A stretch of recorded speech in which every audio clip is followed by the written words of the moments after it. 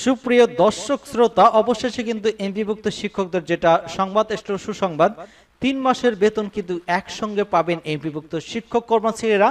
এটা দেখতে পাচ্ছেন আপনার দৈনিক ক্যাম্পাসে, ডেইলি ক্যাম্পাসে প্রকাশিত 24 মার্চ 2025। এবং আরেকটি সংবাদ, সেটা হচ্ছে আজকেরই প্রকাশিত এমপিও শিক্ষকদের বেতন উৎসব ভাতা বৃহস্পতিবার মধ্যে। তো চলুন মূল আলোচনায়। এর আগে ঈদ উল ফিতরের উপলক্ষে উৎসব ভাতার প্রস্তাব কিন্তু শিক্ষা মন্ত্রণালয় থেকে অনুমোদন দেওয়া হয়েছে। শিগগিরই শিক্ষক কর্মচারীদের ব্যাংক অ্যাকাউন্টে টাকা পৌঁছে যায় বলে জানানো হয়েছিল। স্কুল কলেজে কর্মরত এমপিভুক্ত শিক্ষক কর্মচারীদের উৎসব ভাতার সরকারি যে অর্ডার জারি করা হয়েছে, একই সঙ্গে ইএফটি জানুয়ারির দ্বিতীয় ধাপ, ফেব্রুয়ারির প্রথম ধাপের বেতন বৃহস্পতিবার মধ্যেই শিক্ষকদের ব্যাংকে পৌঁছে যাবে। মঙ্গলবার দৈনিক শিক্ষা.com-কে মাধ্যমিক উচ্চ শিক্ষা অধিদপ্তর এবং শিক্ষা মন্ত্রণালয়ের একাধিক কর্মকর্তা তথ্য জানিয়েছেন। এর আগে ঈদ উল ফিতর উপলক্ষে উৎসব ভাতার প্রস্তাব শিক্ষা মন্ত্রণালয় থেকে অনুমোদন দেওয়া হয়েছে এবং শিগগিরই শিক্ষক কর্মচারীদের ব্যাংক অ্যাকাউন্টে পৌঁছে যাবে বলে জানানো হয়েছিল। সূত্র জানায় যে 3,63,525 জন শিক্ষক কর্মচারীর উৎসব ভাতার প্রস্তাব মন্ত্রণালয়ে অনুমোদন দেওয়া হয়েছে। এর আগে স্কুলের 2,79,500 জন এবং কলেজের 84,025 জন শিক্ষক কর্মচারী রয়েছেন। এর আগে এমপিভুক্ত শিক্ষকদের ইএফটির ডিসেম্বরের যে পঞ্চম ধাপ, জানুয়ারি দ্বিতীয় ধাপ এবং ফেব্রুয়ারি বেতন এবং উৎসব ভাতা যত দ্রুততম সময়ে চেষ্টা চালিয়ে যাচ্ছে বলে জানানো হয়েছে। মাধ্যমিক উচ্চ শিক্ষা অধিদপ্তর গত সপ্তাহে শিক্ষকদের এমপিও ছাড়ের প্রস্তাব মন্ত্রণালয়ে পাঠানো হয়।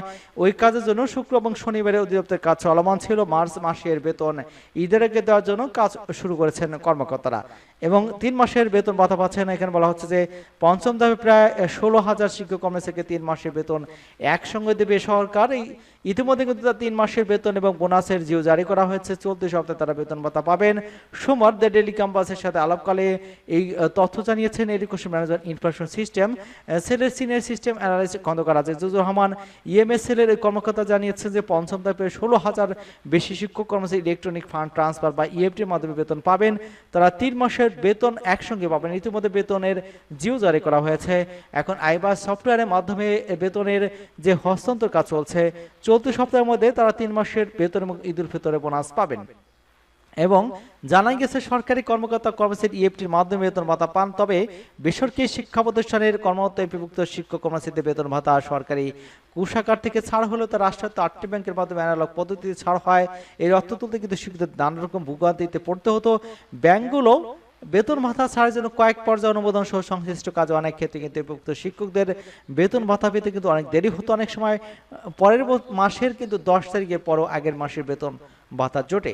এরপর কিন্তু গত 5 অক্টোবর বিশ্ব শিক্ষক দিবসে ইএফটিতে বেসরকারি শিক্ষকদের বেতন ভাতা দেওয়ার ঘোষণা দেয় শিক্ষা মন্ত্রণালয়। প্রাথমিকভাবে সরকারি এমপিভুক্ত স্কুল কলেজের 209 জন শিক্ষক কর্মচারী অক্টোবর মাসের এমপিও ইএফটিতে ছাড় হয়।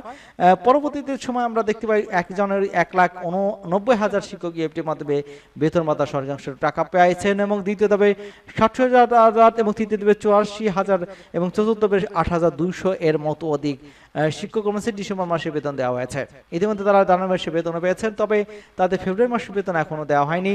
অন্যদিকে পঞ্চম ধাপে প্রায় 16,000 শিক্ষক কর্মচারী এখন ডিসেম্বর মাসের বেতন পাননি। চলতি সপ্তাহে তারা বেতন পেতে যাচ্ছেন, এমনটা কিন্তু তাদের পক্ষ থেকে জানানো হয়েছে। এবং ডিসেম্বর, জানুয়ারি, ফেব্রুয়ারি অর্থাৎ 3 মাসের বেতন কিন্তু তারা একসাথে পাবেন, যারা পঞ্চম ধাপে এখনো বেতন পাননি, এমনটা কিন্তু জানানো হয়েছে।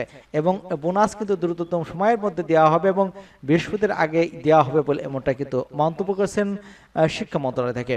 সকলকে ধন্যবাদ জানাচ্ছি এবং আমাদের চ্যানেলকে যারা এখনো সাবস্ক্রাইব করেননি, চ্যানেলটি সাবস্ক্রাইব করে আমাদের সাথে থাকুন। ধন্যবাদ সকলকেই।